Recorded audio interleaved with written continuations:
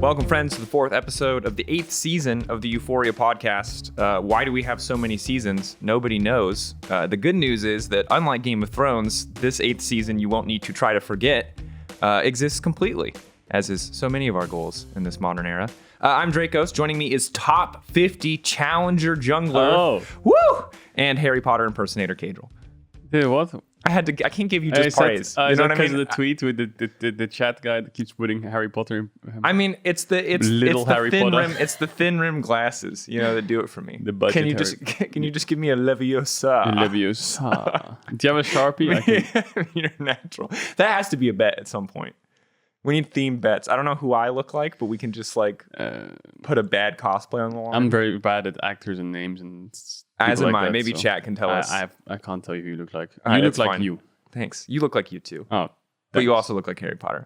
Platforms. It's available on YouTube, okay. Spotify, Apple Podcasts, and SoundCloud. Today we're talking to Elyoya about our top 5 junglers in the LEC. But Drakos, you ask, how did you decide your top 5 junglers? Well, we're going to do that before we talk to Elyoya. So you're going to get to watch how we make our tier list, who does and doesn't make the cut. Spoiler alert, we've already had kind of a pre-discussion to figure some of this stuff out. It's going to be really hard. I'm going to be completely honest with you. But before we even do that, we have to talk about week 3. And I want to start very quickly, Caedrel, by talking about SK. Because last week, I obviously went on that big rant before you talked about Sauce. I still not a Sauce fan. That's fine. I was like, we will, I think, people let us know. If you want us to dedicate 10 minutes on a future EUphoria episode just to talk about this Sauce nonsense, I'm happy to do it. Well, to discuss Caedrel's difficulties with Sauce, I'm happy to do that. That's better. But since we last spoke, dear audience, obviously there was SK has now brought in the challenger support or the ERL support to kind of step in. I still think that this is a rough situation for SK, but it is obviously a step in the right direction. That said, it would probably be much better, again, to bring in a jungler and let Treats play support. So still wish the best of luck to SK. Yeah. They got a win last week. We'll see how it develops, but I thought I had to at least give a note, given that they did make some changes that seem to be in the right direction, even if they're not my favorite. But I think even more important than that, Caedrel. They put a support main in support. It's crazy. Positive. It's really important. I wouldn't have thought that. They could have put a jungler in and that would have been more on par. Imagine the scenes where they Tinks goes to support or something, or they sign an academy jungler. No, that would just be memes at that point. I think it would be honestly way too much. But the other piece of news that kind of snuck in after I wrote the structure for the show today is XL. And I want to get your take on this. We got Marcoon and Advian, I think it's pronounced. Yeah, Advian. Advian coming in. And they did pretty well in EU Masters. And a certain someone on this podcast for a long time has been saying, why don't you just bring in Marcoon? That's you. You've been saying that. And they finally did. So are you happy? Are you like, yes, XL finally took my advice? Well, I think at the start of summer, I think they should have made these changes, to be honest. I think that in the content that Youngbuck put out for XL, I think he said something along the lines of they didn't want to jump to conclusions after spring. But honestly, I would have just sent in the jungle support. They look fantastic in solo queue. Now, solo queue is a bad metric to look at, but having rank 1 as Marcoon, that's a huge thing already. And then getting to EU Masters finals, right? So 2 of the biggest boxes were ticked for an LEC player, right? Insanely high in solo queue, EU Masters finals. What more can you really want out of a spring split of a player, right? Especially when he's so young. Advian, exact similar situation. I think bringing them in, jungle support changes the whole dynamic of a team. I think there's a couple combos which change everything in the team. I think they're jungle mid and jungle support. Those two kind of roles of 2 players change everything in the team. So hopefully the team gets revamped in a way, because they were the team that lost to SK. Yeah. They lost to 0-5 SK when they were 2-3 in the standings. They lost to 0-5 SK. I wasn't personally a fan of the draft either. I think that playing Azir Sejuani, Nautilus into Sylas is you're just asking to lose, especially when you're playing scaling mid, scaling top into full heavy skirmish comp. The fingers crossed Nuke Duck Lucarius in the late game teamfight strat is not my favorite. Yeah, I think that it was slightly poor in a way, but hopefully these jungle support changes can help them, because I feel like maybe they were forced to draft this way. Because if you look at Dan in general, he doesn't strike me as much as a carry player. He's apart from Treats, he has 3 Sejuani games this split. And despite the 3 Sejuani games, still has pretty abysmally low activity stats. We're really up to date on jungle stats this week, folks, because we all had to do our research for this tier list. And that's the thing that annoys me about watching XL. It's just, I wish they would do something. Like, just like enemy team ganks, makes a play, looks for a Drake, looks for a Herald, starts taking your towers. There's no such thing as a cross map in that team. And if there ever is a cross map, it has to be by the book, textbook, paper, like, there's no innovation, creativity. It's almost ganks. sterile. You know what I mean? Exactly. Yeah. It's like they just have to do it by the books every single time. And when they get thrown a curveball, they just look shocked. So I feel like jungle support needed to do way more in their games personally.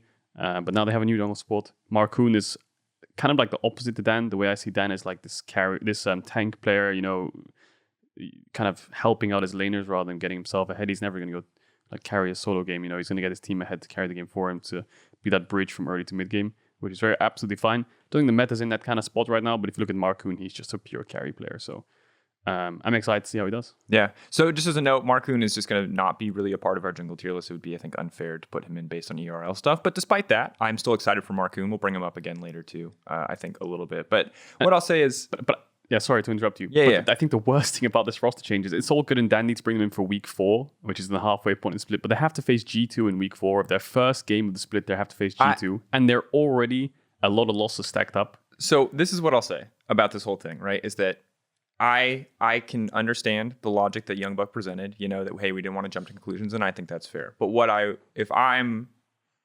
Excel and I'm really uncertain, I would start first splitting scrim time to see which jungler is going to perform better, and then be more willing to swap in probably the first 2 weeks. But the fact that, because it's not like week 4 was like, all right, guys, that was the moment, you know what I mean? Like, and it's not like what are the rules in League of Legends that like a player has had enough time? I guess it's just a feeling behind the scenes, you know what I mean? But certainly you can, again, like, if it's not one split, it's 13 weeks. Like, apparently that's the threshold we were waiting for. Well, we gave Dan 13 weeks, and that, like, now we're going to pull in someone else. So it does kind of, like, again, not knowing behind the scenes, feel a bit arbitrary. And I just hope that Marcoon has gotten enough scrim time with the team, that Advian has gotten enough scrim time with the team, that this will look like a calculated decision, kind of as it is being presented to us, and not like a last-minute swap to try to regain some footing here. Because, again, what's really tragic here is it's not spring split, it's summer split, so it is do or die. And again, Excel still yet to make playoffs, and really, at a certain point, it's just disappointing. You know what I mean? And like I'm in the camp that I'll believe it when I see it as far as Excel making playoffs goes. But I think that for the people who are Excel fans, it's just got to be so annoying that it's like, power better one more time, I guess. Okay, here we go. Week 4 roster splits in summer when we're 2-5. Like it's not great. It's not a great look. Yeah, and it's not impossible for them to make it this split. They're 2-5. I think that the problem is right now in Europe, we have like a clear top 6, Misfits, Rogue, Fnatic, Mad, G2, Vitality. That's the clear top 6. Absolutely. And I think there's a huge drop off after that. And I think that that's probably what our playoff team is going to look like, unless a team can make a miracle run. Now, the only thing that I dislike, and I feel like is bittersweet about these changes for XL and Marcoon and Advian coming in, is I think that maybe there's not that much public hype on them, but I'm very excited about them. I think they're really good players from, playing against them solo queue or just watching their competitive games. I think they're very good. The only thing that's bittersweet to me is they have had probably 3 or 4 days of scrim time. Marcoon gets called in, the weekend ends, he flies in on Sunday, scrim start on Monday. He's still also Friday, playing NLC this week. He's playing NLC double dipping this week. Yeah. He's double dipping this week, yeah. Yeah. He's playing NLC and then he's playing LEC. So yeah, he has a lot to do, as well as Advian, of course. Yeah. So they have to fly out to Berlin, scrim, but then scrim with the academy team still to make sure that they're ready for the game, win the NLC games, then scrim and then play the LEC. So I would be surprised if they can even get to Berlin. I don't know, but I'd be surprised if it's that easy for them to just True, I guess they could play from home, but like scrimming a whole week without having 2 players in the same room is horrible. So I've hoped that they could fly to Berlin. Yeah, I don't know. I don't know what the travel restrictions are or anything like that is, but I hope they can get there.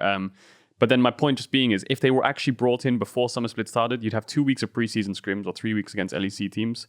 Prep these guys up, give them 1 or 2 weeks, find their footing on stage, and then I think you'll start to see the transition of like now they're up to LEC standard. But throwing them in the deep end and putting them against G2 in the first game of their season ever in LEC, And here's what I'll say. If you are like me, an Excel skeptic, I would say don't carry that skepticism over to Advian and Marcoon. I would say give them a few weeks because they're coming in the last 2 games of the first round robin against 2 very difficult opponents in Vitality and G2.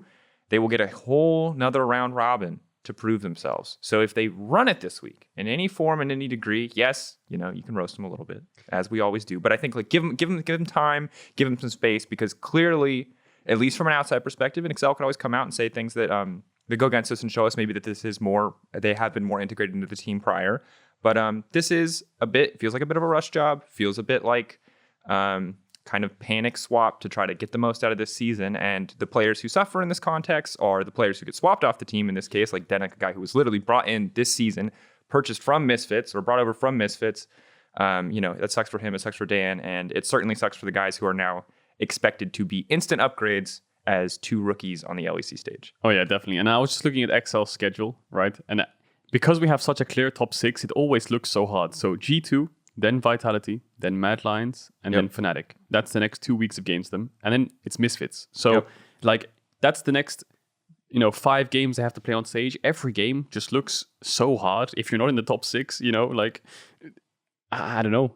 They don't get to play some of the teams that are lower down in the standings until much later. They get to play SK at the end of week 6. They get to play Astralis at the start of week 8. So the teams that you would expect would be like better opportunities, a little bit less lower pressure, a little bit more neck and neck. You know what I mean? Those games are just not coming until they've. And their final week is G2 Rogue. And like right now you're in good standing, but Caedrel, they could be out of playoffs by then, and that's shitty. That feels rough. So I don't want to spend any more time on that, but what I will say is shout out to Marcoon and Avian coming in.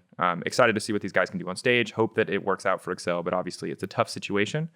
That said, shifting focus a little bit, obviously strong top 6, but as much as all of the top 6 is exciting, we have to go to the old narrative classics. It's Fnatic versus G2, Old Kings Dynasty, Legacy.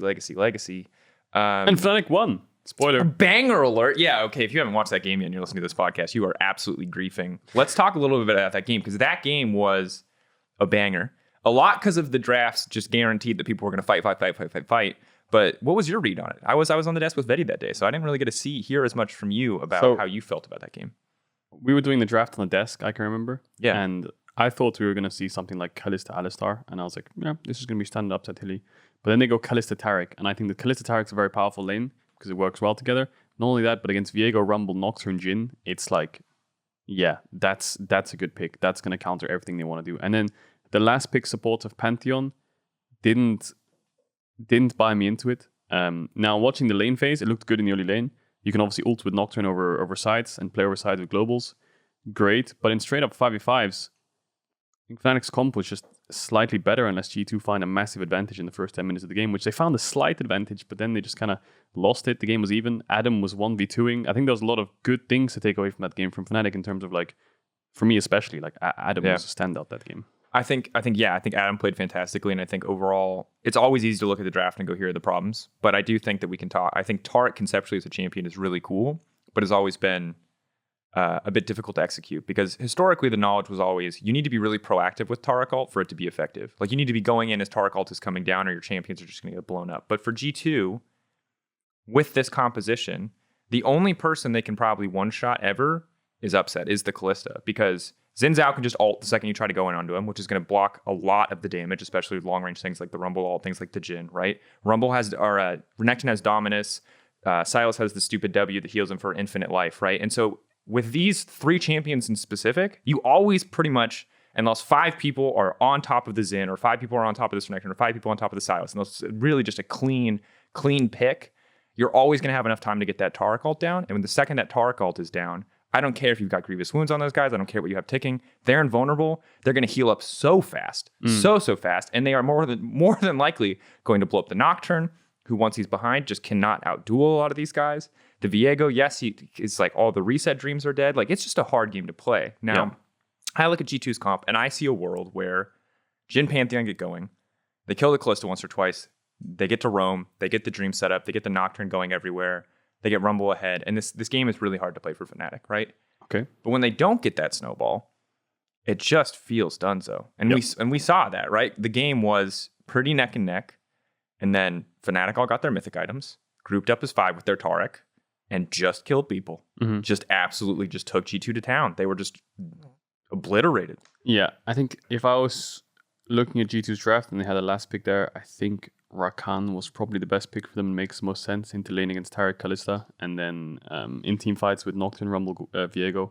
I think Rakan probably makes the most sense for them, but then again, the Pantheon looked really good in the early game. It's just, I think it just falls off so quickly. You're just like a full AD lethality bot, right?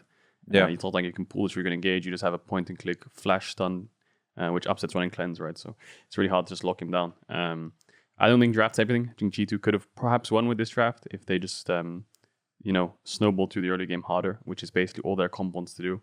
But then once you look at Fnatic, they start up Baron. They have Taric ult. I think that Taric ult in the Baron pit was like one of the most valued Taric ult I've ever seen in my life. I mean, the one mid lane right before it too was also crazy. Like we saw so many, like actually just insane Taric ultimates. Like normally that ultimate feels, having played, a decent amount of Taric, every time I use Taric ult, you get like, oh, you get it on your bruiser and it feels pretty good, or oh, you get it on your carry and it feels pretty. I mean, every single person on that team was like so infinitely more OP the second that Taric ult hit them. It was so good for every single champion on that lineup. It was crazy. Actually, I don't know what G2 could have picked in that last pick. Fnatic's comp just looks so strong, doesn't it? Like Renekton, Xin Zhao, Sylas, Kalista, Taric. Oh, yeah, I mean, it's not like, and again, it's not like Nocturne Rumble isn't super strong. Really Nocturne Rumble Pantheon, like damn Jhin, like you've got this like crazy long range engage stuff, but you just, when you look at Brawly 5v5s, it looks like G2 were like drafting blind. If you only look at like a Brawly 5v5, right? Now, obviously G2, that's probably not what they wanted to play for, but this is rough. But I think the great thing about this game was Fnatic took down G2, which is awesome for them because they've just role swapped Bwipo. They brought in Adam. They had a really shaky week 1, I believe it was, even week 2. But now they're bouncing back. They dismantled G2. We'll say they took down G2. 5-game win streak for Fnatic. 5-game win streak is huge. Like the cool thing is, I think I said this in the last podcast, every team has their own story. G2 Redemption, Fnatic, they want to bounce back with the role swaps. Rogue, they have a lot of proof since the spring finals. Mad almost took down Damwon. They want to prove themselves. Vitality, absolute role swaps. Misfits, the rookies on the block, like the new kids on the block. Like every top 6 team has a great story. And it feels like the LEC circle of suck is back. Everyone can just beat everyone. Well, I feel, yeah.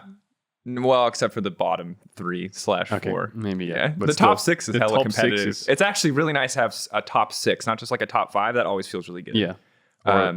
This top 6 looks really, really competitive because, you ask yourself, how long will the Misfits, run go on? How long Fnatic's win streak will go on? And then you ask yourself, well, Vitality's bouncing back. G2 are still amazing. Yeah. Or they should be amazing. Rogue is unreal. Matt went to MSI. Right? Everyone's like, wait, what? You can make an argument to defend every team to actually beat each other. Yeah, I think I want to swap over to Misfits now. And I think we can talk a little bit more about G2 towards the end of the podcast because obviously they have an interesting schedule this week. But Misfits specifically are playing G2. And this is a team that, again, I feel like still I am kind of waiting to see Misfits crash and burn. Like, when is it going to happen? Now, they are playing very well, but I looked into this because I was like, okay, there has to be a reason that something feels off to me more than just like historically Misfits crash and burn. Can I guess what it is? What is it? Is it their lane phases? No, I was looking actually at their strength of schedule and specifically how it played out. Because they've beaten now, the only teams they haven't played are Mad and G2, right? So they've beaten the Vitalities, they've beaten Fnatic, but they beat both those teams in week 1, and both those teams were really rough in week 1, right? And so that's like, so those are the teams normally I'd like, so I look at them against other top teams and it's like, okay, well, you lost to Rogue, right? That's your only loss so far. You beat Fnatic and Vitality, which they should have won that Rogue game. Which they should have won. And the Fnatic and Vitality games, it's like, okay, that was in week 1. And again, I still think Misfits are good, but I ultimately think that like this week especially, sports superstition aside of like the inevitable crash and burn, just from an analytical perspective, this week is like everything to me for deciding where Misfits end up. If they lose to both Mad and G2, I think they're just another team in the top 6. Whereas if they beat Mad and G2, then I'm like, are they top 4? Are they top 3? Like Misfits are the best team? Yeah, I like Misfits are definitely like the real deal at that point because I think it will be much harder to get those wins over Vitality and Fnatic in the second round robin. And I think, don't get me wrong, I think Mad and G2 are each having their own struggles right now. But I think beating those teams is so huge for clearly deciding that Misfits will stay in the top of the table as opposed to just being a fish in the pan. A fish in the pan. I think there's 2 really important things you have to look at for Misfits. Well, 3 for me, if you want to look at the negative side as well. The first 2 positives for me is they are dismantling teams not in top 6. And even some teams in top 6, they are winning in 25, 26, 27 minutes. Oh, yeah. right I mean, there. they look damn good They when they're look winning. incredibly good. The second thing is, I think Razork is unreal. You know, he has like I think the highest kill participation of any jungler in the league, 81%. And even if you just look at the game, you can translate the stat that this guy is doing everything for his team, mostly on the top side of the map, you know, where he's forcing top mid and jungle a lot. But he's doing unreal amounts for the team. The bad side that I see for Misfits right now is when I was watching their games, their mid and bot lane phasers are slightly weak and definitely targetable. Here it's lane phase is fantastic. Razork's early game is great. Love me some hear it. Yeah, but the mid bot, like VTO's lane phase is struggling, and so is Kobe's lane phase. Now, it could be because of the champions they're playing. You know, VTO is playing things like, you know, Akali, Sylas, Lee Sin. Melee champions expect to be down CS. And then bot lane, they don't really get any jungle attention. You know, jungle is mostly playing towards top side. You're playing Kai'Sa, Ezreal. You can just chill and farm, right? Yeah. So there are arguments to say that there's a reason for this. But I think that's where the weak spots are right now for Misfits. I think not playing the bot side, though, is a calculated decision. Because we heard last season when they were starting to ramp up that they wanted to focus more around mid. And it's evident statistically that that's happening too. Razork is number 1 in mid lane jungle proximity of all junglers in the league by a pretty decent margin. Mm-hmm. And that adds up to me that he is mostly playing towards top side, not as worried about bottom side. And I think it does cost them, though. And there are going to be teams, again, rematches where I sweat a little bit for them. The Rogue rematches, the Fnatic rematches, you know, the teams that are willing to play these super aggressive bot lanes. Hell, even G2 if they're willing to bust out more stuff like the Pantheon support, you know.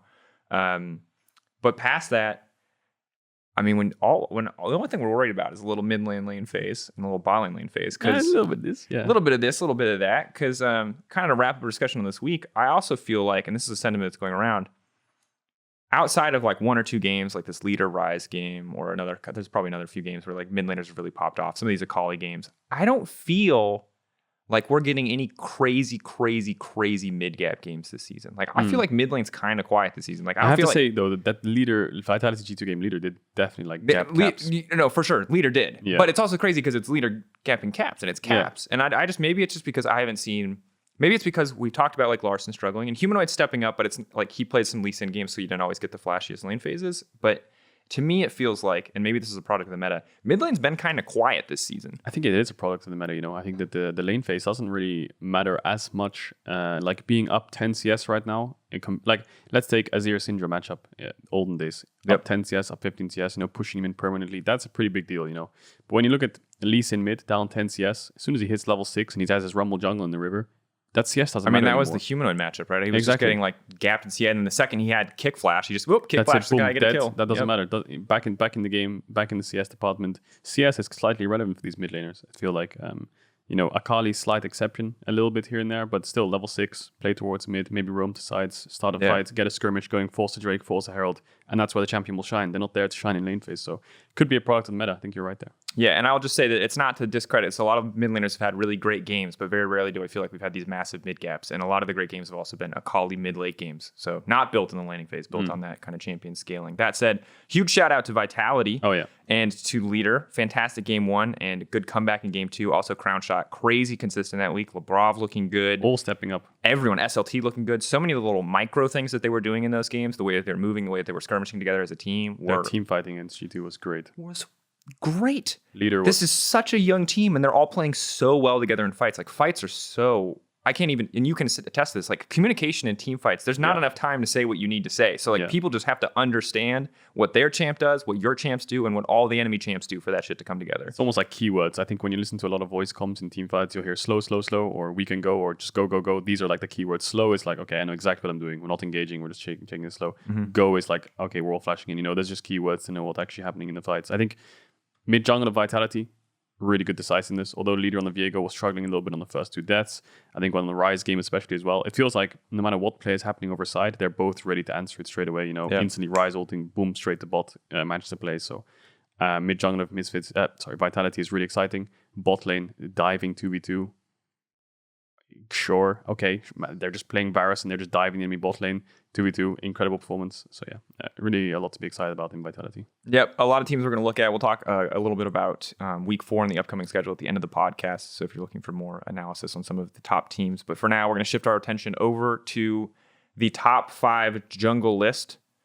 So disclaimer: League of Legends is a 5v5 game. no role plays completely in isolation. Better teams will more often than not make worse junglers look great. We're taking this into account. But these are the things that we have to think about. We want to make it clear that we are thinking about it in the team game. We're going to cut through that, give you a full picture of who we feel are the top 5. And Caedrel, to kind of kick us off before we get into the first portion of this, which will be deciding who doesn't even make it into the top 5 discussion before we order the top 5. What do you think defines a good jungler overall right now in the meta? How do you look at the best junglers in the league? I think number one standout to me, which a lot of players might not even struggle with, is flexibility. I think that if you're only able to play tanks in a way, or you have a very small champion pool, or you're only like a carry-orientated player, where your champion pool is really one-dimensional, I feel like that can hurt you in the current meta. If things like the Rumble are down and you're forced to play things like the Volibear, or even the times we've seen Sejuani's or whatever, and you aren't able to do that, that can always hurt your team. And then vice versa, if you can only play those champions and you can't play things like, Nidalee when it's needed, then it hurts your team. I think flexibility is a big thing. I think proactiveness, making sure you're there at the right time, at the right place in terms of making the play happen for yourself, barring where your win condition is, or counter ganking, whatever it needs to be, or cross mapping, right? That's 3 separate things: making the play, countering the play, or making a cross map. So trading off and finding what you need to do, and just efficient pathing, not falling behind. It is still sort of like a carry-oriented jungle meta. Falling behind in so many jungle camps here and there, just overlooking for plays, wasting too much time is a big thing. So efficiency, versatility in terms of like being flexible, and then proactiveness in terms of being where you need to be at the right time. I think those are the 3 things that make a good jungler. Yeah, and I think that what is so great and also so hard about making this list is there's a lot of people who have proven themselves to be quite flexible, who have proven themselves to be able to do a lot of different things. And while there are some unique players, unique play styles, unique picks, like the Evelyn from Selfmade, or the Volibear that Elyoya really likes to play, or the Fiddlesticks that come out. There's also a lot of shared picks too, which makes it easy. Because if it was everyone playing something completely different, it'd be hard to judge. But we have a lot of Rumble games to compare to Rumble games. Like we can see relative impact across a lot of players. That said, let's start with the maybe people will like this part more. I don't know. I hate this part because it feels a little bit bad. But who is not making? I think that's pretty easy. You think it's pretty easy? All right. I think it's pretty easy because I think to make the top 5, you have to get to the 5, right? 10 players in the LEC.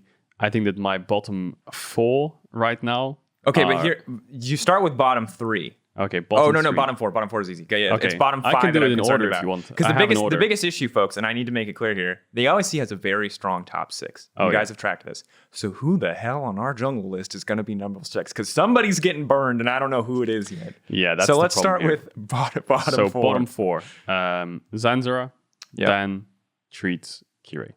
I think that it's pretty clear cut for me. Yep. Kirei's been having a really rough split.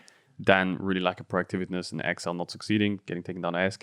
Zanzara very one-dimensional, only really found victories on Trundle. The Rumble looks really shaky. And Astralis is struggling a little bit here and there as well. And then Treats. Although I think the Treats has been one of the better performing junglers in this bottom 4 list. I think he probably actually is the best performing jungler of those junglers. Of those junglers, yeah. But still, it has to go in here, unfortunately, just because of how stacked the top 6 is. Now, where you put the 5th player, or like I said, in 6th place, it's so hard to say. I still don't know. And I agree. And just to be clear, like what I do a lot of the time with this is I look back at some replays, look back at some moments, try to figure out who was clean, and then I look a lot at the stats because I usually feel like that's how I can back up or maybe contest some of the things you're saying. But what I'll say is that Dan and Kirei are the 2 junglers with the least K plus A at 15, which I feel is one of the most valuable jungle stats because to me it's just like how many ganks are you effectively getting off, right? They're both incredibly low, despite often playing champions that are pretty damn good at ganking and very little else. And I think that's really hard. Kirei similarly is, I just think, failing to show up on stage. I think that's the big thing. And I hope for his sake that we get to see more from him. But right now his numbers are just in the tank. Yeah, even when Schalke's winning, his numbers are bad, which is just not really a good look. And Zanzara has highlighted small champion pool, does have pretty decent activity stats, probably isn't the most efficient with his time based on how much time he's spending around his team versus how much he's actually getting done. But, it's definitely not as bad to me. I know that you feel stronger, but statistically, Zanzara is actually one of the better ones on this bottom side. And then Treats is clearly above the rest, but still also, I think, clearly below the top 6. Yeah, and then when you look at that top 6, you think to yourself at the start, like, you should be able to find a 5th person to put in the bottom 5, right? But then you look across Inspired, Razork, first place Misfits, Elyoya, Mad Lions, right? Selfmade, Bwipo, Yankos, like who? Yeah. I don't know. Yeah, so to recap, we have Razork. We have Razork from Misfits, Yankos from G2, Selfmade from Vitality, Elyoya from Mad Lions, Inspired from Rogue, and Bwipo from Fnatic. Quick side note, shout out to Bwipo for being in this freaking discussion in his first split, for beating so many career junglers out. Also, secondary shout out to Treats for beating out so many career junglers. So let's dissect this slowly. So for me, personally, I think that if we're putting another person in the bottom 5, I would eliminate Inspired, Razork, Selfmade off the bat, because I think that those 3 are really good. They have to be in the top 5. I think that they are 100% in top 5, if not the top 3 already. Selfmade, Razork, Inspired. I have to delete those already, because I think that these 3 are absolutely performing exceptionally well and are easily in the run for top 3 junglers in the league right now, in the regular season. So that leaves us, I don't know if you agree. I think that it's interesting to hear. I would love to hear why you feel Selfmade is so high up there, because statistically Selfmade is, I would say, middle of the pack of the top 6. So I want to know what you see, because in terms of flexibility, he's got some Udyr, he's got some Rumble, but pretty much everyone in this pool has some Udyr and some Rumble, right? The Evelyn came out, so there is some of that flexibility there. He's got decently high activity stats. He's involved in 100% of first bloods. So clearly he is doing what he needs to do, but there are a lot of players on this list with like higher stats than he has. So just from a stats angle, right, he feels kind of in the middle of this top of the table list. So what is it that Selfmade does for you that kind of makes him stand out from a lot of these names? I wonder if it's more recency, just looking at the last 2 games against G2 and Mad. I feel like he was playing exceptionally well. Although I think that in week 2, I remember he tweeted something like, I'm playing really bad on stage. Yeah. In current recent form, the last week 3 of the LEC, I think his Evelyn was insanely good. He was doing self-made things, one-shotting any carries. And then the Lee Sin was stellar in team fights. So it's true. If I look at his last 2 games, I think to myself, wow, Selfmade's kind of back in form right now. And I think that Selfmade in form is easily one of the best junglers in the league. He's doing a lot for his team. He's working well with mid laner, working well with his team, really flexible, has the carry potential. We've already seen it. And he's really, really, really efficient. So I think that his week 2, definitely up for debate. But I think that applies to many junglers, right? Bwipo, week 1, could also be up for debate. I think in more recency and in current week 3 right now, going into week 4, I think Selfmade looks exceptional. Yeah, and I think to be clear, because we get into a lot of fights about the specifics of these lists with people on the internet. Yeah. And it's fair to bring up these fights, people on the internet. But this is junglers as they are right now. This is not where they're going to be at the end of the split. This is not where they came from or their history. We're looking at them as they are and as they have been performing. So I think that's totally a valid point. And I think that if you look at their last 2 games, right, it was against G2 and Mad Lions. So Elyoya and Yankos. I think he got the better head of Yankos. I think jungle bot were stomping. I have to say Vitality bot lane was doing fantastic. And then in the win against Mad Lions, the only person keeping Mad Lions in that game was Humanoid, I think, on the rise. He was the only one keeping them alive, actually making plays. And then it was just a Selfmade leader crown shot show again. So having taken down those 2 junglers, as well in more recencies in terms of how well this jungler is performing, definitely top 3 for me. Yeah, and we'll talk more about Inspired and Razork here in a second, because I agree that both those players need to be there, and the numbers back it up, the performances back it up, that they're especially Inspired. Inspired has some of the most ludicrous jungle numbers of any player in our league. Actually, just does. He does have the most ludicrous. It's actually insane. Inspired's numbers are actually nuts. We'll get into those in a little bit. So, remaining, we're cutting one of Bwipo, Elyoya, or Yankos. You know who I would cut to not be in the bottom 5? I think I would cut Bwipo. You would cut Bwipo out of top 5. Not cut as in put him in the bottom 5. No, you would put Bwipo in the top 5. Yeah. I think you're right, because I think here's the thing. He's been playing really, really well. Here's some cool stats that don't matter. Number 1 in damage per minute. He played Karthus. No one cares. He also played 2 games Rumble. A lot of people played Rumble. A lot of jungle. Very close spread. But it's cool. He's number 1. Number 1 in gold share. He takes the most gold. Again, Karthus, Viego, all fine. But the biggest thing to me is he's number 1 in K plus A at 15, right? So he's arguably the most active. Part of that is, of course, Fnatic's style as a team. Again, you can't look at this entirely in a vacuum. The other thing is that his jungle proximity is on the lower end of a lot of these players. Now, the spread is pretty close outside of Inspired, who's a massive outlier. But he's a guy who seems to be very effective at doing what needs to get done. And similarly, from watching the games, and correct me if I'm wrong here, has been really flexible in how he approaches it. He's had the power farm games on the Karthus as a very clear example. Some of the Viego games, he was willing to sacrifice a few camps to be bot side kind of repeatedly to help support his bot lane. So I'm inclined to agree. I think Bwipo has to be in that top 5. Now, I'm not giving Bwipo the benefit of the doubt for having role swapped. Being brutally honest here with the jungle list, I think he's been playing really well. I think his maps, the way he reads the map is great. The way he's there for count ganks all the time is it's great to see. I think that the last game against G2, you can't really fault him for falling behind. I mean, there was globals in his face, and enemy support had bot power all the games. So he definitely struggled in that last game against G2. But if you look across the last 4 wins, in the 5-game win streak, he's been playing really well.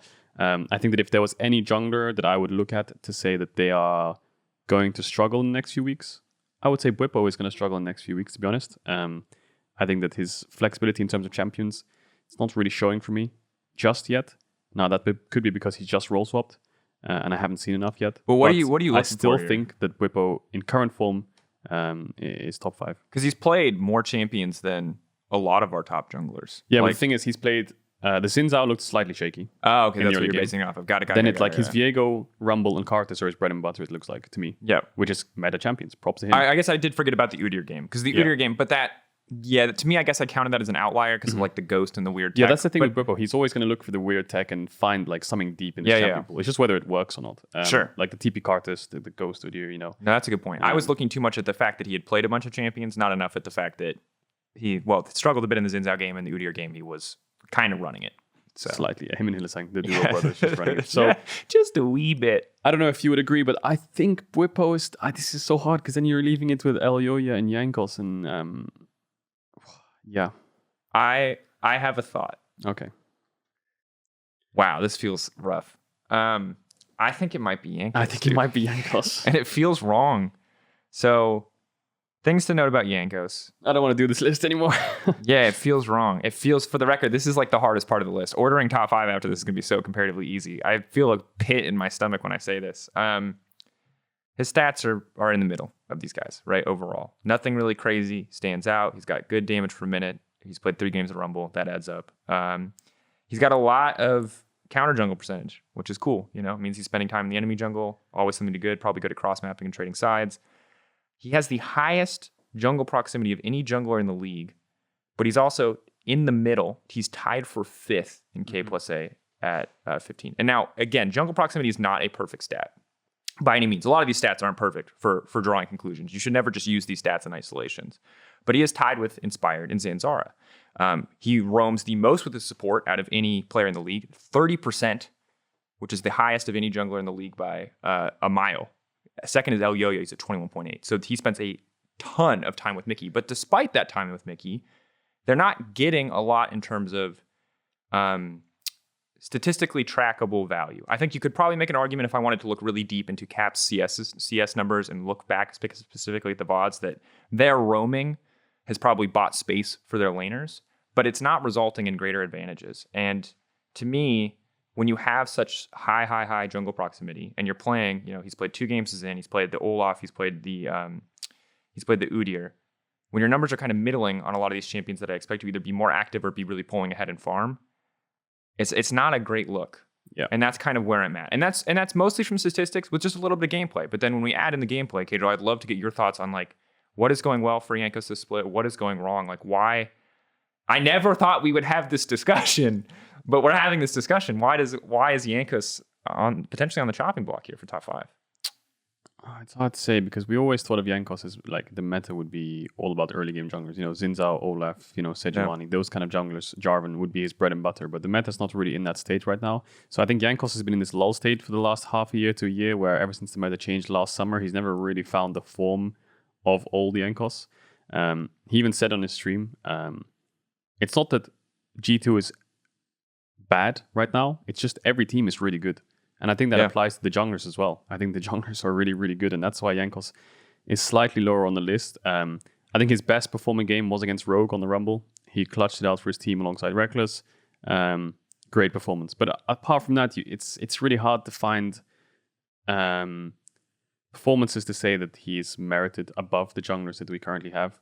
The statistics you said, obviously the context was good. I think that the only real success that Jankos is finding applying those statistics is pairing up with Mickey X and then trying to look for plays. Yeah. But I don't know if teams have just got better or they just can't find these plays anymore. But G2's early games haven't been as good. as they used to be, or as we expect them to be. Is probably a better way of saying it. Even against Astralis, the game was kind of slow at the start. You expect just the raw firepower of this team to just come out and beat Astralis. But it was like 20 minutes of just lull state, nothing happening, and all of a sudden G2 were like 2k gold down, and all of a sudden they just won a fight and the game was over. So it's old G2 fashion where win one fight, win the game, but the early game is not as...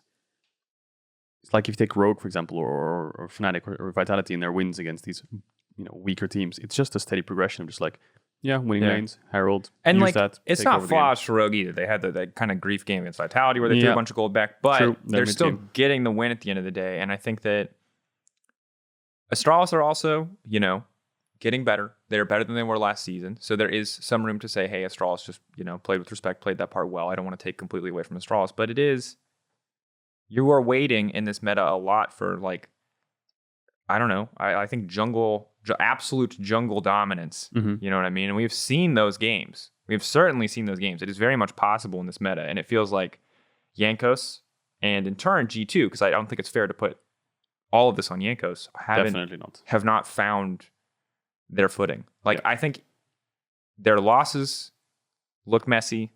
Their wins look messy. G2 is just a messy team right now. And it's not the same kind of like, hey, we're, dicking around because we always win in the end. We're just taking it easy in regular season. It feels more like a, hey, we're not entirely sure what we need to be doing, or we're just struggling to make it work. Yeah, and hopefully bringing in Nelson helps that out. To just clean up the play in general, or even make it more aggressive, more messy, find whatever form they like. Sure.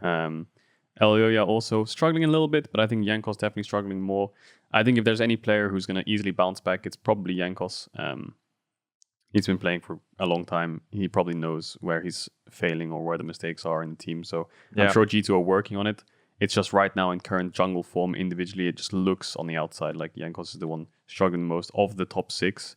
And that's by no means are we saying that Jankos is like a bad jungler or anything like that. It's just out of those top 6, the main point here is Europe's top 6 teams of junglers are just absolutely stacked. Good. We got They're good junglers. Incredibly good. You could take any jungler out of the top 6 and there is an argument to make them the best jungler in the league right now, in current form. Yeah. So let's get, and again, it is hard. It feels weird to put Jankos out. But again, these top 5 junglers all deserve to be here. And Jankos is just maybe half a step, maybe one step behind these names. But now we have our top 5, which is, in no particular order, Bwipo inspired, Elyoya, Selfmade, and Razork. I think no surprise in the way that we have broken this one down. 4th and 5th are going to be a little bit easier. And so I think, why don't we just start with 5th? I think right now it probably is Elyoya. Yeah. I think that some cool notes about Elyoya, or just some notes in general. He's played the Hecarim game, which was obviously like really brutal. He's one of the only people playing Volibear. Actually, that's not true. He's the only person to win on Volibear. Volibear's 3-3 in the league. He has all 3 wins. Dan, Treats, and Zanzar have all lost on it. Mm-hmm. His damage stats suck, mostly because he's played Volibear. But he's also tied second in K+A at 15 with Razork. He spends about the same time around his team. Now, his kill participation overall is a bit lower. But to me, it always, when Elyoya came into the league, it felt like Razork was budget Elyoya. And right now, it feels like Elyoya, the other way around. Elyoya is lagging a little bit behind the rest of the table. We talked about Mad being kind of slow to pick up meta champions. It feels like it's the case with these Volibear picks. While the pick can be effective, while Elyoya is certainly good at it, and he's also played 3 games of Rumble, so he's not completely out of it.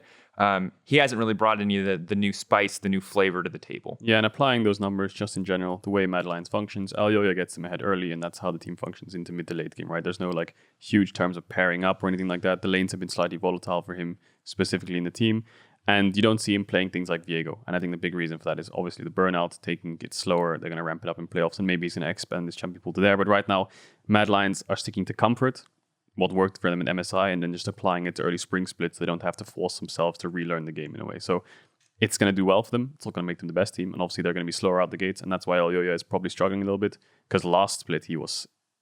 Him and Inspired were like this anime battle for the best jungler in the league. Yeah, and it was like a difference in style. Like Elyoya was more aggressive early. Inspired was more of that, say, like macro focused or big brain. It was so cool. I think we'll talk to Elyoya soon. And I think it's safe to say Mad have been coming back and adjusting. Remember, they've also got their players in quarantine, so they're not playing together. So I believe that Elyoya can rise up. I also believe Jankos can rise up, in this jungle tier list or top 5 list may look different at the end of the split. But the good news for Elyoya and Elyoya fans is that this dude has always had, and may continue to have, depending on how this interview goes, like the perfect player mentality mindset. in every interview we've ever had with him. And I hope, and again, doing that in quarantine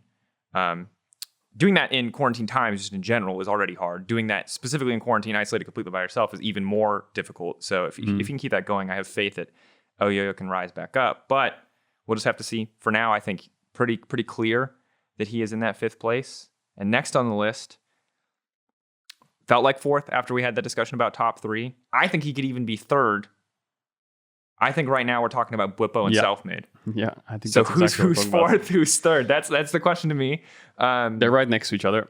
They're like almost tying with each other. Slightly different styles. I would personally, if you have to bet on someone in a best of 5, right? I hands down Selfmade. He's just got the experience in the role, right? But if you asked me who's had the better, it's actually so hard. Because Bwipo's going to pull something crazy out. Bwipo is going to pull something. He has that innovation factor as well. The last 2 games from Selfmade were just so damn good. Yeah. That's the big thing. And that's what makes it hard to put Bwipo above Selfmade. That said, Bwipo's also done some wild stuff this season. A 5-game win streak for Fnatic, and Bwipo is no small part of that. I mean, they beat Rogue because of the Karthus gameplay, right? He has been big in the Viego games. Even in the Xin game, he made up for it in the mid to late game, despite a pretty shaky. Well, late game, let's say the early mid game was pretty shaky. It's hard.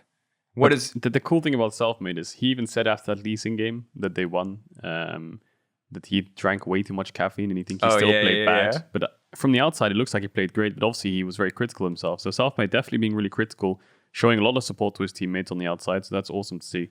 But going back to the discussion of Selfmade Bwipo, I would put Selfmade just that one step ahead right now, just because of time.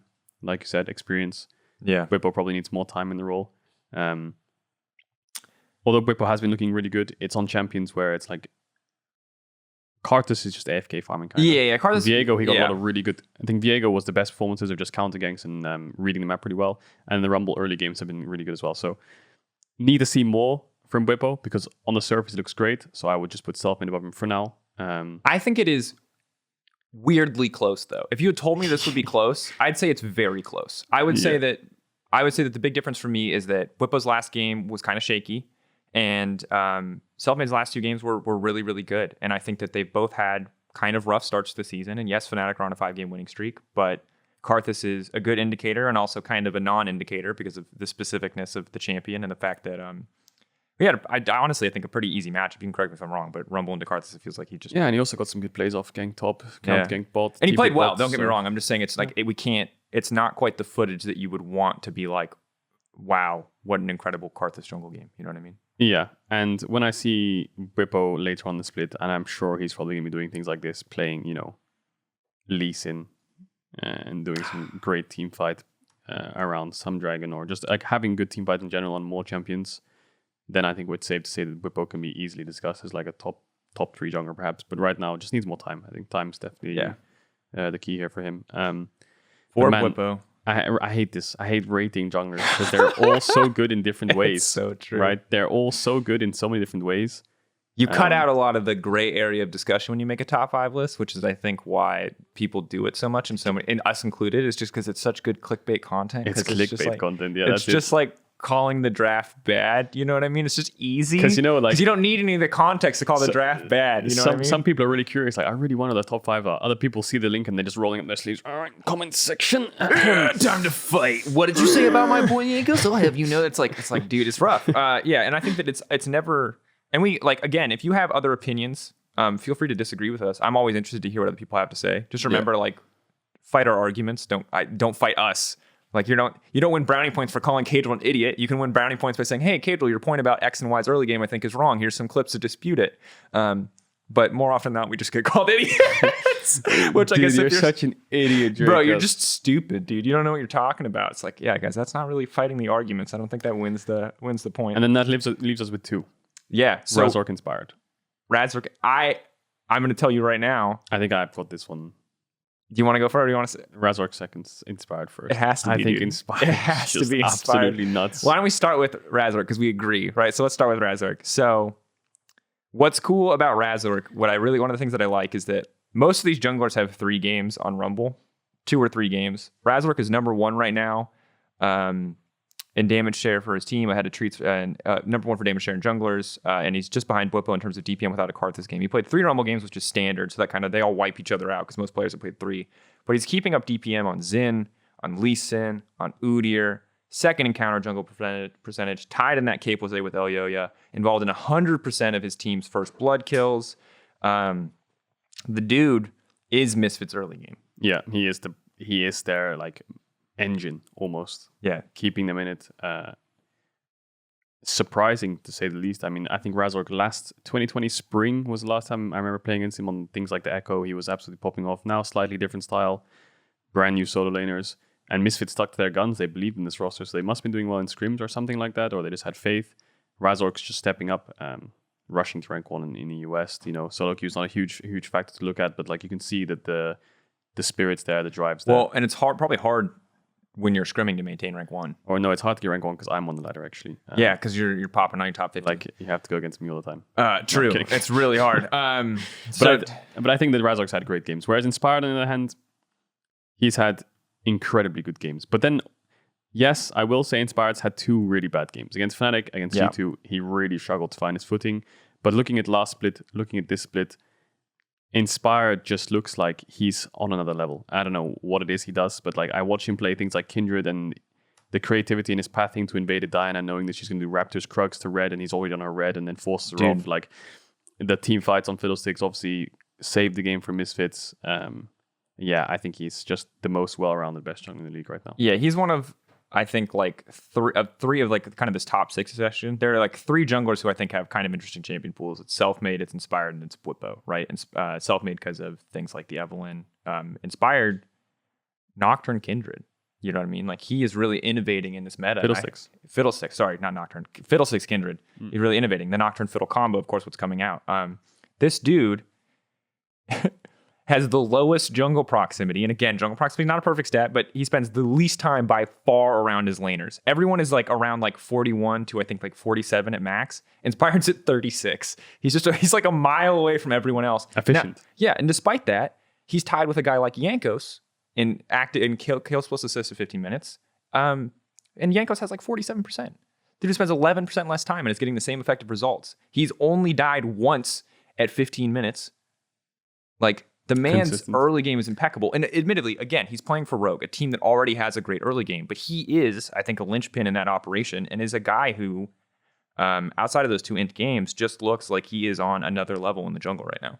Definitely. I think the only real member on Rogue right now who's struggling is probably Larson. But yeah, Inspired, definitely number 1. Razork, definitely number 2. Yeah, this list is, yeah. I think I'm happy with the list. I think we came to good conclusions and good reasoning as to why. Just, yeah, to be honest, you could swap these junglers in and out and you wouldn't notice too much of a difference in terms of skill drop.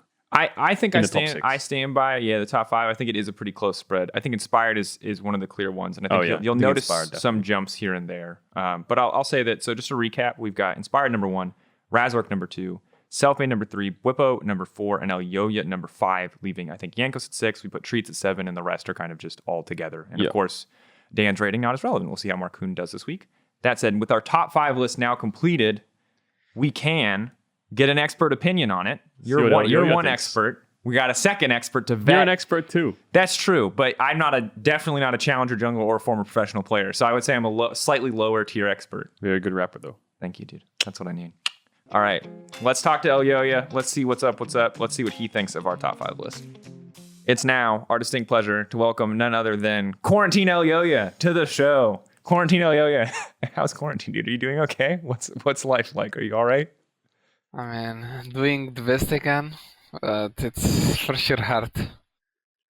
Yeah, I think I can't honestly imagine, dude. I've had a few scares myself. I've been stuck inside a few more days than I would like to, but I can't imagine doing it and also having to work, having to progress, having to work as a part of a team. Actually, just quick curious question: when you guys scrimmed, you do I suppose you do vote reviews on like a Discord share screen or something like that?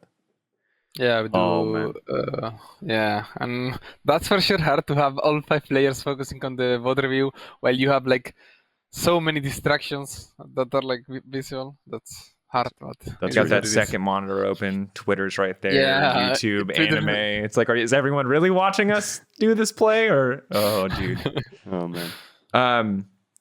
So we've brought you here today to act as another jungle expert alongside Caedrel. We've ranked the top 5 junglers in the LEC.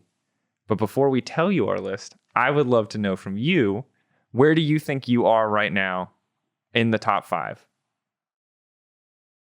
I mean, I think right now I haven't shown anything yet, so I wouldn't put myself first. I think the one that is performing the best right now is Inspired, I would say. After him, it would probably be Jankos. I think he's also playing decent.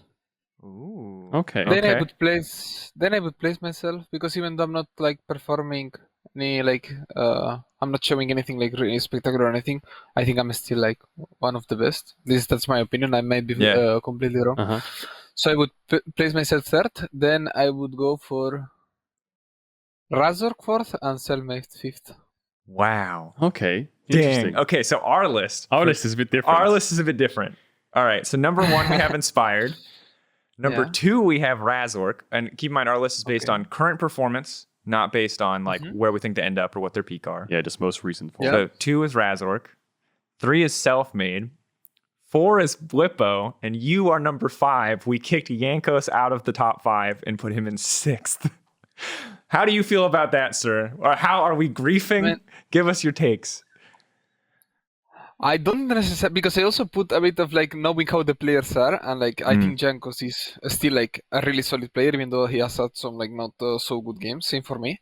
So based on performance, I don't think it's such a wrong I was gonna say playlist, a tier list. Spotify.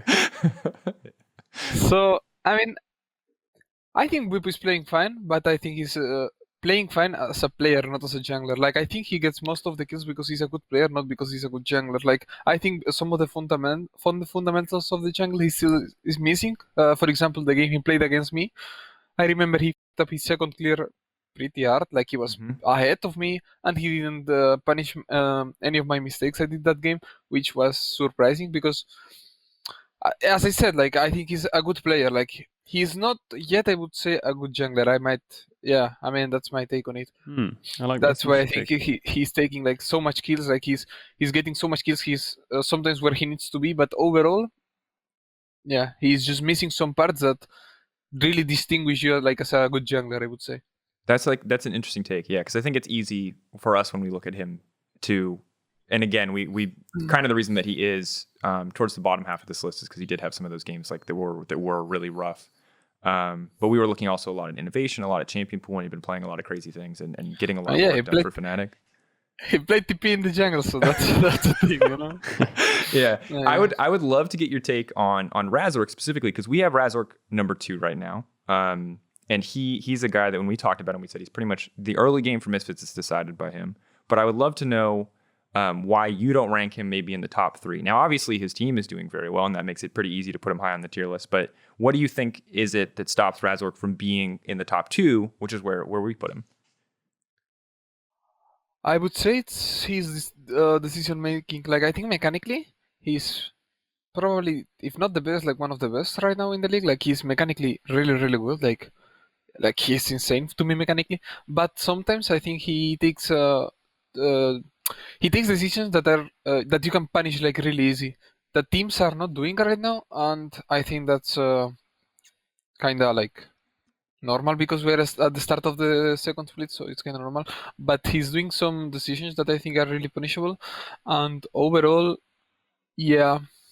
But I still think that he can be one of the best, just because what I said, like mechanically he's one of the best. I think what he's missing a bit is a bit of like knowledge and what to lanes play around, when to defend, when to like cross map, these kind of things, which really come with experience. I really got that from experience in MSI, for example. That helped me a lot, and I think that's what he's missing. And if he gets that, he's gonna be like a really, really solid jungler. So you think right now he's just a little bit too explosive and risky?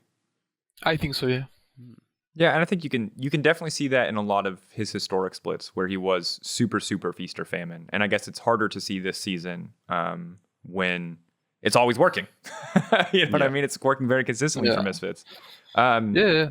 The other thing I would love to know, kind of, because we have a lot of similar names on this list. When you look ahead towards the end of this season, when you look at yourself, when you look at players like Bwipo, who you talked about maybe need some more of these fundamentals, who do you like? If you had to say who you expect to be top 3 at the end of the season, really looking forward, who do you think your top 3 would be there?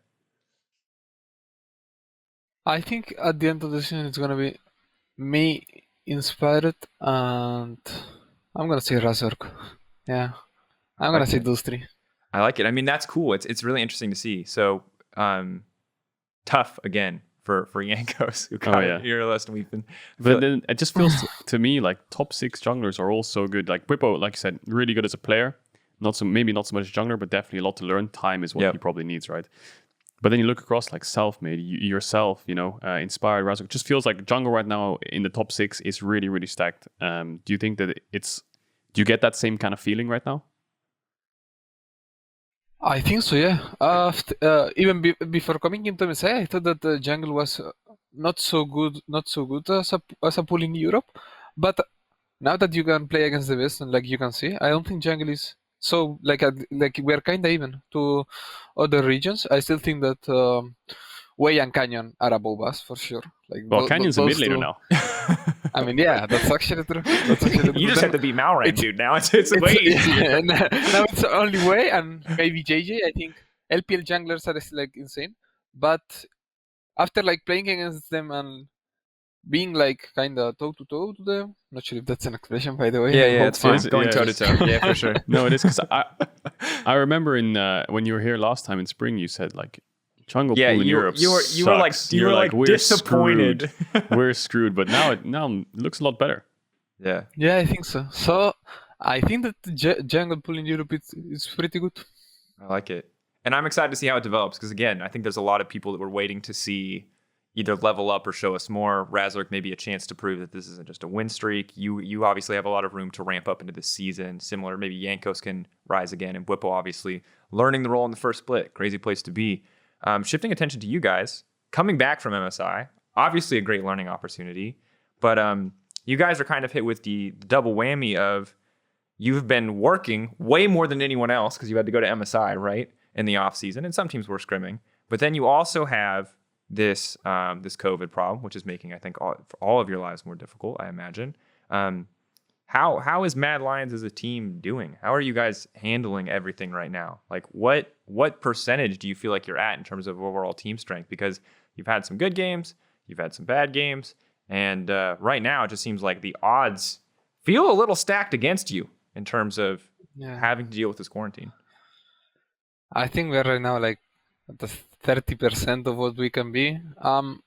Like, it's really hard to work when you're quarantined, and when you've been quarantined for long, it's even harder. You cannot see each other, like you cannot see sunlight, which is something that affects me because then my eyes hurt a lot if I cannot see the sunlight. They are like burning a lot. So it actually affects us a lot. Also, we came from a really stressed schedule, which was MSI, and after the MSI, we only had 2 weeks of relax, where we just did nothing. So right now, we are practicing way less than others. Like in my case, I'm not even playing so much solo queue because I'm pretty demotivated with this situation. Like it's hard, yeah, to be in quarantine and to still like be motivated to play solo queue, to wanting to play scrims. All of this, it's just hard because you wake up and you do the same every day. For already we've been 16 days and we still have to do more quarantine. So wow. It's tough. It's for sure tough to. Do you have an ETA as to when it's gonna end or anything like that? If you say you still got loads more days. Yeah, let's. So we had a positive, and then that positive is now negative, but we had another positive. So. Oh, it's like a double quarantine. Oh, damn. Yeah, so it's 28 days of quarantine. Wow. Yeah, as someone who went through these scares, it's tough. It's tough. It's a bit. It's not just from just figuring out who is positive and who is negative. I think like when I had my scare at the end of last season, right after kind of our final cast on MSI in the group stage, I I was in an experience where we got 2 negative PCR tests, and then there was a positive PCR test, and there was another negative PCR test from the person who was like patient 0 in my case. I had like 1 million negative PCR tests, but the government was like, you got to stay safe and respect. You do want to play it safe. It's not like this is not risks that you want to be taking, but it is. Yeah. It is already a stressful situation, and there's so much stuff around it. I feel like that makes it even more stressful. The 3 biggest things are like, first of all, the game's changing a lot right now in terms of the patch, and like the meta shifted a lot since MSI, it feels like. Yeah. Second of all, you're stuck in quarantine for so much longer still. And third of all, you really haven't had that long time to break. So I suppose there's a lot of stress going on in Mad Lions from an outside perspective. Are you guys taking it slow, dropping scrim days here and there, and then making sure everything's like mentally, everyone's got good mental health going forwards? Yeah, we are dropping screen days, as you said, and we are also like taking it way more calm. Like everyone is like not pressuring each other. Like we know it's the start of the season. We know this is just regular split Mad Lions. It's not playoff Mad Lions, so it's fine. Like we can drop some games as long as we perform when it matters. So as long as we are in the best shape for playoffs, we don't care about regular season.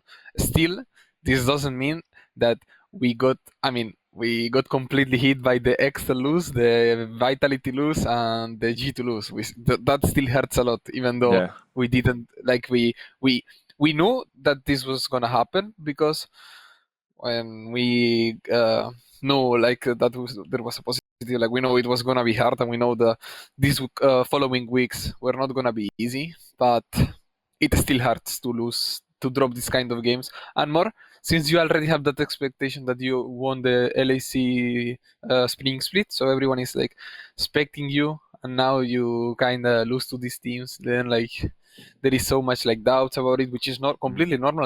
I understand, because right now we are not performing, but yeah, I mean, it's not we haven't come to our like best shape yet. Like we are still like taking it with normal. Do you have an opinion on this kind of MSI to summer split? Because yourselves are struggling. I mean, these are for probably separate reasons to other teams, but RNG, for example, is 13th place right now in the LPL. They're really struggling. Damwon is role swapping everyone. They don't really know where they're going. Cloud9 struggling too. Do you think this is all coming from MSI in terms of like just practicing way too much and just losing that form or losing that consistent practice? I don't like it. I mean, I don't like to blame it only on that one thing. I think there is a lot of factors, but I think it's for sure a big reason that some teams are like not doing so well right now. It's because we had no break. Like 2 weeks break is just no time to disconnect. Like really, because it's not even two weeks, because you also have to do quarantine in Germany depending on where you come from, and so you have to be 5 days before. Sorry. So it wasn't even 2 weeks of break, and I think after being playing since December until May, until May, it's like you've been working so much, you have so much work on you, that you just wanna take a break for like at least 1 month, and you cannot do it. So right now we are kind of like doing both. Like we are playing League, but at the same time like not tryharding so much, because then we are gonna be burnout for the Worlds, because it's something that happened to me at MSI. I was pretty burnout, and it was really hard, since I didn't have that experience. Like my only experience was a shorter season, so I didn't know what was it to be burnout, and I thought I wouldn't be, but turns out I was burnout at the MSI. So now I'm trying to not play so much, and like as a team we are just taking it way easy. Yeah.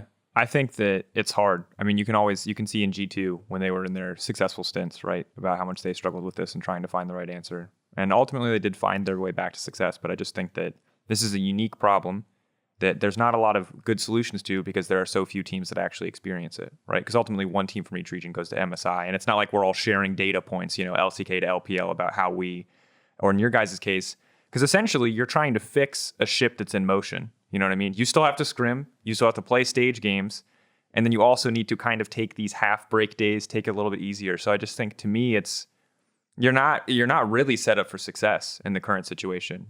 Even without the quarantine, it would already be hard, I imagine, and it's a brutal thing to deal with. And I think I didn't really appreciate how rough it was until we talked to you today, Elyoya. But I mean, do you feel like this is a situation where, like maybe, hey, we can maybe change a few things here and there, and we can go from what sounds like you guys just surviving, just trying to get through the split, just trying to hold on until you guys can be out of quarantine and practicing together and scrimming together and getting good practice again? Or is there a way that you guys can like thrive in this situation? Is there more work to be done? Or do you feel like right now Mad Lions is just, let's survive, let's make it through the quarantine, we get out, we shape up for playoffs, and we go from there? Like what's actually next? I mean, about this, I think there is 2 point of views because, for example, I saw Koma that said in an interview that you cannot be burnout as a player. Like, if you're a League of Legends player, it's not acceptable for you to say you are burned out or you're tired of playing League. So I think that there is 2 takes about this. Like, there is one that is, yeah, this is a really stressful schedule and this is for sure hard, but also it's the situations you need to get over that will make you stronger. So if you really go through this, the next time, I know it's not going to be like even half as hard as it was this time for me. So it's learning. I take it as a learning experience, more of like a bad experience or a surviving experience. Even though, yes, right now we might be surviving, but it's also because of the fact that, first of all, Mad Lions is a really emotional team. Like, this is for sure. Like, if there is an emotional team, it's Mad Lions. Like, when we are happy, we are really happy. But when we go through tough times, they are tough times because we are really emotional. Like me, Karzi, you can just see we are really emotional. And also, because of all of this quarantine happened, I think it also made it pretty way worse. But as I was saying, the other take, I think, is just you need to know your limits and you need to know what to do in order to not be so burned out. And I think that if you are that experience or you know how to do that, I think then it's easier and you can manage it well. Like, you can just finish MSI and be like these 2 weeks be able to disconnect, and then you might not come as stronger, but you will still like be in shape to keep winning. Because let's not forget that during this MSI we've been screaming top teams at the end. So we got some really, really good practice. But I think it's not until you stop, like you take a break, that you can see how much you learned during that process. Yeah. Not sure if this makes sense. No, it does. Yeah, and I this think is my point of view. It's like going to the gym, kind of, right? And you're lifting really heavy weights, and eventually your muscle has no more. But then the break you have is 2 days before you go back to the gym. That's like going back to summer split. You need at least like a week or 2 to get the muscles back. You haven't been, lifting for a while. The muscles are really not there. So it takes time to recover, especially when it comes to burnout, obviously on a different scale. And then like actually being a sponge as to what you learned. Whereas, it's a lot of small things that kind of build up. And we were talking before you came on, and like one of the credits that we always give you is that somehow, no matter what the situation is, it always feels like you find the right mentality. And here we got it again. Because honestly, I'd be done, dude. Yeah, I did an same. interview like this, I'd be like, life is crap. I'm just surviving. This is it. Because that's how I felt in my like much shorter quarantine than what you were doing with very little work. I felt like done. I felt donezo. So the fact that you can still hold on to this mindset, the fact that you can hold on to powering through, learning from it, growing from it, not just letting it be something that you survived, but something that like has helped you grow as a person, is an incredible mindset. It's almost unbelievable for me, if I'm honest. And all I have to say to kind of close this out is good luck, man. Because I think that this challenge is really hard. And I'm sure there's a lot of people out here who've had to deal with similar, quarantines and COVID, especially in the midst of a Berlin that is steadily but surely opening up. And there's a lot of things you could do if you could be free on your off day. But yeah, man, seriously, good luck. Mm-hmm. Good luck in the weeks to come. Any final notes here? You're playing Misfits and Rogue next week. Easy 2-0 for Mad Lion. Just to completely shift the pace away from the difficulties of Mad Lion. Easy 2-0 week. What are you feeling? All I'm saying is, in the spring we went 0-2 against both, so it's an easy 2-0 today. Oh, Like this week, the bounce easy back. 2-0 this way.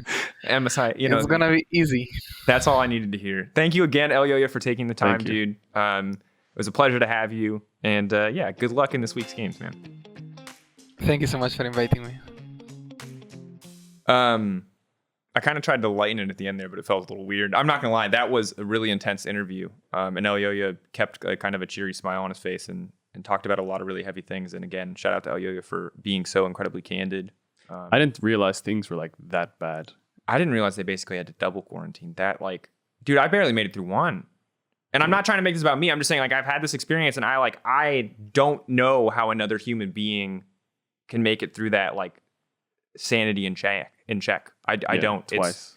It's really not fun. Mental health definitely the biggest priority in Mad Lions right now. I don't think coming first, second, third, whatever. Just make playoffs, keep mental health, and then when they're out of quarantine, I'm sure things will start to get better. But right now, it's definitely Whatever happens with Mad this split, Mad fans, you have every right to be like disappointed if they, let's say, on the off chance don't make playoffs. But ultimately, for me, it's like as a person looking at another group of people. If they just make it through this split, mental health intact, I'll be happy for them. I want to set higher expectations for that, but after an interview like that, it's like, dude, like, you just survive, man. I mean, that's just brutal. Like, I don't know, man. It's hard for me. Like, I rarely feel like I'm at a complete loss for words here, but that just sounds really, really hard. And it's a lot of factors as well. Yeah, and good luck to Mad. Of course, we talked about it already. Mad are going to play Misfits. Mad are going to play Rogue. Easy 2-0 from Elyoya. We're going to hope to see this team continue to grow. We're going to hope to see them thrive rather than just survive. I think realistically they should make playoffs. They should be all right. They'll make playoffs. They'll probably have a couple best of fives to go through. I don't think they'll make top 3 unless they can get out of quarantine and just ramp up to Mad Lions. Because Elyoya said they're at 30% of their form right now. Yeah, which that's quite low. When they're together, I think being together is so important. 50 would be what he said. 30 is really low. Yeah, I think that's obviously loads of things, right? Not being together, you can't go through scrims reviews very well together. You can't really pinpoint things. So the scrims are low quality. You're scrimming less. Quarantine, mental health, burnout. We always still called them out as an emotional team. You know what I mean? So I think once they get out of quarantine and they can bounce back, that'll be awesome for them. I can't wait to see them in playoffs. I think they'll make playoffs. And yeah, hearts out to Mad Lions. For sure. That said, as much as those factors, we're still going to look at their games as honestly as we can. We're going to talk about the problems. And there'll always be this caveat in the back, but we'll do our best. I think it'd be unfair of us to analyze too much through that lens. Mm-hmm. So we'll just talk about what the problems are. And if those are a product of quarantine, if those are a product of bad scrims, that's what it is. But we'll just give Mad Lions the best straightforward take we can. Cool thing is, this weekend stacked. This weekend is hella stacked. All right, first off, self-indulgent, but we are casting together again this weekend. You got to spend some time with Medic. I got to spend some time with Vetty, but now the boys are back. We're back together, and we get some of my favorite games of the weekend. Caedrel, why don't you tell the people what we're going to be bringing them on the cast? I believe we're casting the first 3 games on Friday. So that's Vitality versus Astralis, SK versus Rogue, Misfits versus Mad. Oh, and I love bottom team games. I love bottom teams versus bottom teams. Those are my second favorite casts next to top team versus top team. But I actually think we're casting the last 3 games on Saturday. So we're getting the 6 this week. SK Fnatic, Misfits G2, Rogue, Mad Lions. And we'll update you guys because these things tend to get adjusted a little bit towards the end. But if we get Rogue Mad and Misfits Mad, that's dope. And Misfits G2, woo! That's pretty dope. There's some really good games this weekend, especially when you look at even like XL roster changes. They're up against G2. What can they do? Up against Vitality. So let's talk about what this is. Fnatic can be on a 7-game win streak, and I think are expected to be. So Fnatic in a really strong position. To SK. Fnatic definitely needs an easy should weekend. Be 7 win streak going in the second half of the split. Awesome. Chance for redemption again in week 5 when they get to replay some of the teams that they kind of bombed out against. For Vitality, again, bit of a victory lap. So if you're excited to see the development of Fnatic and Vitality and track their stories, this week is not as important. If they lose, it does matter, but this is not them proving anything big. On the opposite side, Misfits, massive, massive week. This is a chance for Misfits to prove that they are not, again, a flash in the pan, but an actual fish in the pan, an actual top team. This is not weak form Vitality and Fnatic they are beating. They are going up against, Mad Lions, who admittedly are struggling, but are still a very good team. And more importantly, G2. Yes. And the big questions around G2, True. Having lost to Vitality, definitely struggling. But never an easy thing. As we said, even if G2 fall behind a bit in the early game, Misfit, we talked about it, maybe a shaky mid, shaky bot lane. Not good things to have against a G2, especially if they're busting out more Pantheon supports. Mm-hmm. So eyes on Misfits, eyes on G2, and eyes on Mad, right? They're against Misfits, Misfits Rogue as well. So definitely eyes on them. Other teams in the top 6, kind of easier schedules, taking it slow, coming towards the second half of the split, or the first half, I believe, of the split. It's a go again. Yep, and I'd expect top 6 to stay the same this week, folks. If you're keeping up, it's Misfits in first, Fnatic Rogue tied for second, and then a 3-way tie for fourth, and G2. I don't know if they'll stay the same though.